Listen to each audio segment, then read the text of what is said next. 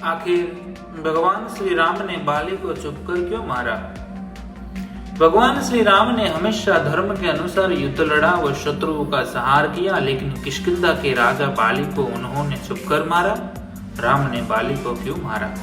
स्वयं बाली ने मरने से पहले भगवान राम के धर्म पर प्रश्न चिन्ह लगाया। वह उनसे कठोर प्रश्न किए कि आखिर उन्होंने उनके सामने आकर युद्ध क्यों नहीं किया। राम ने बाली को चुपकर क्यों मारा? बाली के सभी प्रश्नों का उत्तर भगवान श्री राम ने उसी समय दिया व उसकी सभी शंकाओं का समाधान किया। भगवान श्री राम का द्वारा समझाने पर बाली को भी अपने द्वारा किए गए अधर्म का ज्ञान हुआ एवं उसने भगवान से क्षमा याचना की। साथ ही मरने से पहले बाली ने अपने पुत्र अंगद को भगवान श्री राम की सेवा में सौंप दिया व प्राण त्याग दिए। श्री राम ने बाली का वध क्यों किया? भगवान श्री राम के द्वारा बाली की शंका का समाधान तो किया, लेकिन आखिर उन्होंने बाली को सुखकर क्यों मारा? इसके पीछे कुछ कारण थे, आइए हम उसको जानते हैं। भगवान श्री राम ने बाली को सुखकर क्यों मारा? पहला, बाली का वरदान। बाली को स्वयं भगवान शिव से यह वरदान प्राप्त था कि वह जब भी किसी से युद्ध करने जाएगा तो उसके शत्रु की आधी शक्ति समाप्त होकर उसके अंदर आ जाएगी। उदाहरण के लिए, यदि बाली के अंदर 100 हाथियों का बल हो, भगवान श्री राम के पास 1000 हाथियों का बल हो, तो भगवान श्री राम से युद्ध करते समय उनके 500 हाथियों का बल समाप्त होकर बाली के अंदर आ जाएगा। इसी प्रकार बाली के सामने 600 हाथियों का बल हो जाएगा, तो श्री राम की शक्ति आधी रहकर उनके पास केवल 500 हाथियों का बल ही रहता।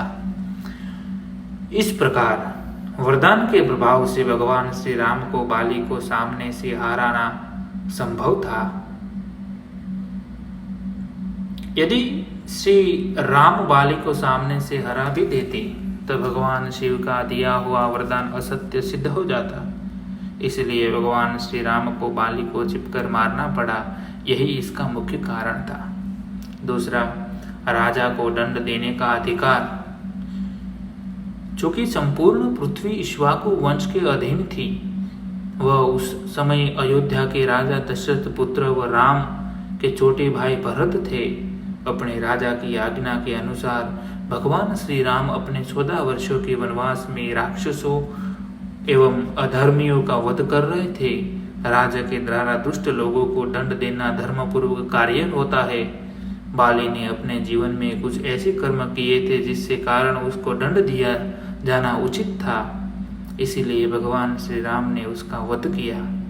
और तीसरा, सुग्रीव से मित्रता। जब भगवान श्री राम माता की खोज में सुग्रीव के पास पहुंचे तो उनकी मित्रता हो गई। दोनों ने मित्रता पूर्वक एक दूसरे की सहायता करने का वचन दिया। चूंकि सूर्यवंशी राजा एक बार वचन देने के बाद उसके पीछे नहीं हटते थे, अन्यथा यह धर्म के विरुद्ध कार्य होता। अपने पिता दशरथ के इसी वचन का पालन करने के लिए प्रभु श्री राम ने 14 वर्ष का वनवास लिया था। इसलिए अपने मित्र सुग्रीव को दिए वचन के अनुसार उनका बाली का वध करना निश्चित हो गया था, जिसे वे जुटला नहीं सकते थे। चौथा, बाली की लंका नरेश रावण के साथ मित्रता थी। बहुत समय पहले लंका के राजा रावण व बाली के बीच भीषण युद्ध हुआ था। वह उसमें रावण की पराजय हुई थी। तब से रावण के क्षमा मांगने के पश्चात दोनों के बीच मित्रता हो गई थी। चूंकि रावण ही माता सीता का अपहरण करके उन्हें लंका ले गया था, इसलिए उसके ही मित्र से सहायता मांगना मूर्खता होती। इसलिए बाली को मारकर किष्किंधा के राजा सिंहासन पर अपने मित्र सुग्रीव को बिठाना आवश्यक हो गया था। और पांचवा, सुग्रीव को देश निकाला एवं रुमा को अपनी पत्नी बनाना। जैसे छोटे भाई के लिए बड़ा भाई पिता समान होता है, उसी प्रकार बड़े भाई के लिए छोटा भाई अपने पुत्र समान होता है। यदि छोटे भाई से भूलवश कोई गलती हो भी जाए तो उसे क्षमा करना बड़े भाई का कर्तव्य होता है। लेकिन बाली ने क्रोध में आकर न केवल अपने छोटे भाई सुग्रीव का भरी सभा में अपमान किया, बल्कि उसे ठोकरें मारकर देश से निकाल दिया। इतना ही नहीं, बाली ने उसकी पत्नी व अपनी पुत्र वधू समान तारा को अपनी पत्नी बनाकर राजमहल में ही रखा। अपने भाई के जीवित होते हुए वो तारा की इच्छा के विरुद्ध उसे अपनी पत्नी बनाया तो धर्म के अनुसार बिल्कुल अनुचित कार्य था। भगवान राम ने मुख्यतः उसे ही अधर्म का दंड दिया।